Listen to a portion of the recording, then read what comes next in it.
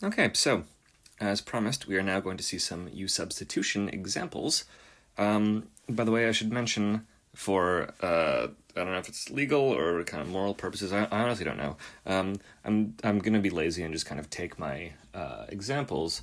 I could make up my own, but like I said, I've been up all night tangling with this program. So I'm just gonna pull them from a book called Sallis, Hill and Etkin, which is actually my favorite single variable calculus book. The main one, the sort of king of calculus, so to speak, is Spivak. But this one, Spivak is extremely advanced. That's the one they use for 157. Sallis, Hill, and Etkin is one they used for 137 years ago, and it's by far my favorite. The problems in Spivak are really tough if you're starting out learning calculus. It's a tall order, where Sallis, Hill, and Etkin is this really nice combination, to my mind, at least, of rigor and doability, very clear exposition. So I would highly recommend this book. I'm going to be pulling the examples from here. I'm pretty sure I'm allowed to do that, like 10% of it or something. And they can't complain because I'm plugging their book. So okay, what is the? Let's first get rid of this. There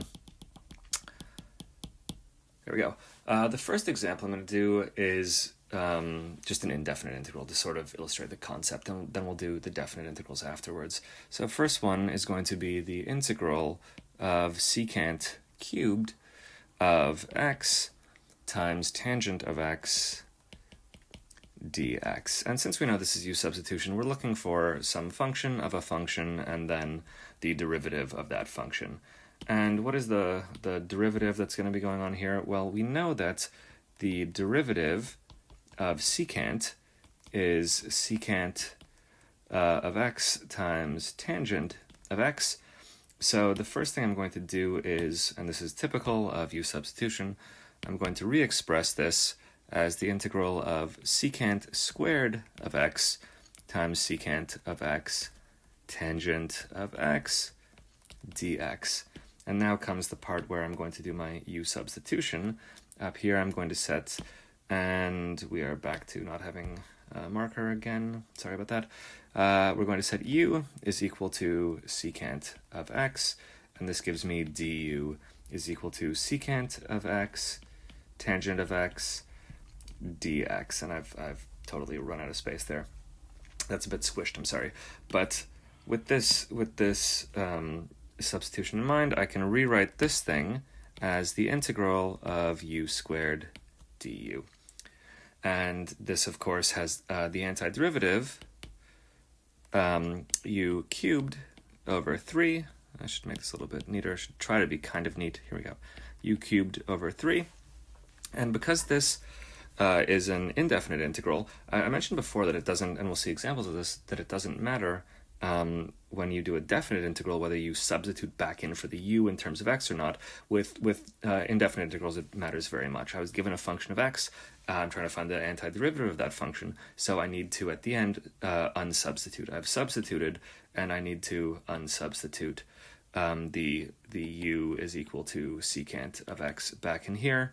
So my final answer to this thing, oh my god, I forgot the plus c. Oh, and happy birthday, Ace, by the way. I'm glad you like that meme.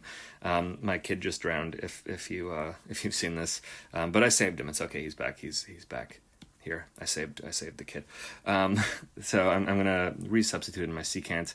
I get secant cubed of x over 3 plus c, and this is in fact the antiderivative of this guy secant cubed of x times tangent of x. And we could make up bounds of integration to evaluate this thing out, but because I'm being lazy and they don't have it in the book, I'm just going to leave it the way it is. The next one has bounds of integration, and so I will see you in the next video. I'm going to make these short, by the way, because the shorter they are, the less chance there is that I screw up and have to start over again, which is really annoying. So I will see you shortly in the next video.